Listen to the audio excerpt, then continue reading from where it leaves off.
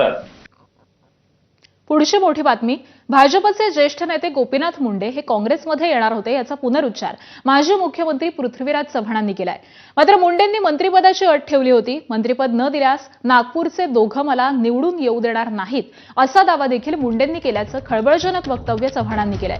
त्यामुळे नागपूरचे भाजपचे ते दोन नेते नेमके कोण याची जोरदार चर्चा राजकीय वर्तुळात सुरू आहे. दरम्यान आपण मुख्यमंत्री असताना मुंडे आणि अहमद पटेल यांच्या गुप्त बैठका झाल्या होत्या आणि सोनिया गांधींनी गोपीनाथ मुंडेंच्या प्रवेशाला परवानगी दिली होती.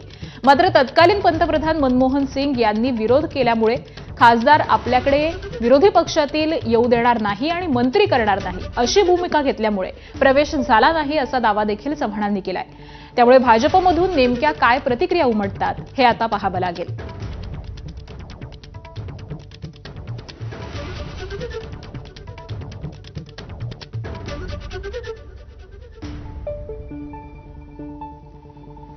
तर गोपीनाथ मुंडे काँग्रेसमध्ये येणार होते असा दावा पृथ्वीराज चव्हाण यांनी केलाय. गोपीनाथ मुंडेंनी मंत्रिपदाची अट ठेवलेली होती असं देखील ते म्हणालेत. तर आपण मुख्यमंत्री असताना मुंडे अहमद पटेल यांच्यामध्ये गुप्त बैठका झाल्याची माहिती त्यांनी दिली. तत्कालीन पंतप्रधान मनमोहन सिंग यांनी मात्र त्यांच्या पक्षप्रवेशाला विरोध दर्शवला आणि त्यामुळे त्यांचा पक्षप्रवेश त्या काळी झाला नाही असं देखील पृथ्वीराज चव्हाण यांनी म्हटलंय.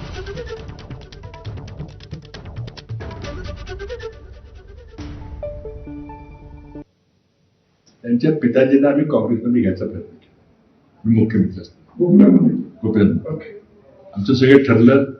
सोनिया गांधींची परवानगी घेतली. त्यांनी माझ्याकडे मत मागितली की मला राजीनामा द्यावा लागेल मला खासदारकीचा, मला मंत्री करा कारण मला निवडणूक लढावी लागेल. कॅबिनेट मंत्री तर एकदम शक्य होईल कारण ते पण राज्यमंत्री स्वतंत्र बरोबर करता येईल. आमचं सगळं ठरलं. ते गुप्तपणे आले. मुंडे साहेब आता हयात नाहीये त्यामुळे आता त्यांच्याविषयी काही आता वक्तव्य आम्ही करणार जे तिथे उपस्थित नाही ते उचित नाही आणि त्याचं आता औचित्य नाही.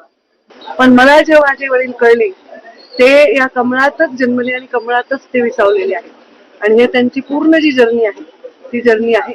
आता राजकारणामध्ये आजच्या परिस्थितीमध्ये अजूनही त्यांचं नाव लोक घेतात कोणत्याही अर्थाने. मी नाही म्हणत की पृथ्वीराज बाबांनी अनादराने घेतलंय, आदरानेच घेतलं असेल.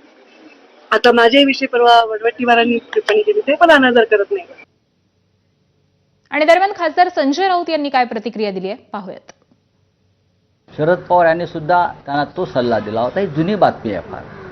गोपीनाथराव मुंडे यांचा भारतीय जनता पक्षामध्ये छळ झाला होता. छळ केला होता लोकांनी. मानसिकदृष्ट्या त्यांच्यावरती आघात केले जात होते. त्यांचा अपमान केला जात होता गोपीनाथरावांचा. आम्हाला माहिती आहे. आम्ही दिल्लीमध्ये होतो तेव्हा ते पवार साहेबांना भेटले, ते काँग्रेसच्या नेत्यांना भेटले.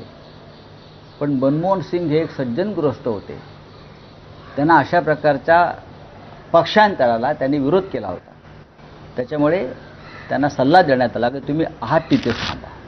कदाचित जर ते काँग्रेसमध्ये आले असते तर त्यांचे प्राण वाचले असते.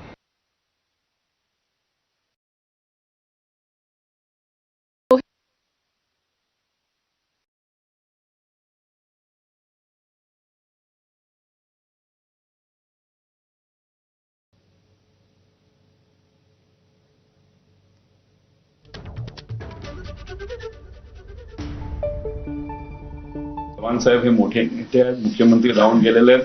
त्यामुळे वरच्या लेवलला काय चर्चा होते कदाचित त्यांना जास्त माहिती असू शकतं. माझ्या बाबतीत तुम्ही बोललात तर मी रस्त्यावर लढणारा एक कार्यकर्ता आहे. त्यामुळे त्या लेवलला त्यावेळेस काय चर्चा झाली हे मला तरी त्या ठिकाणी सांगता येणार नाही. पण भाजपमध्ये अनेक जे नेते सगळ्या लोकांनी कष्ट केले, पक्ष तो त्या ठिकाणी वाढला आणि तो पक्ष वाढल्यानंतर जेव्हा सत्तेत आला तेव्हा मात्र या सर्व प्रमुख नेत्यांना त्या ठिकाणी त्यांच्या पक्षाकडनं दुर्लक्ष केलं गेलं. हे मात्र त्या ठिकाणी एक नागरिक म्हणून आणि राजकारणातला एक कार्यकर्ता म्हणून बाहेर बसून मी नक्कीच त्या ठिकाणी बघितलेलं आहे. तर गोपीनाथ मुंडे एकनाथ खडसेंनी पक्ष वाढवण्यासाठी प्रचंड कष्ट केले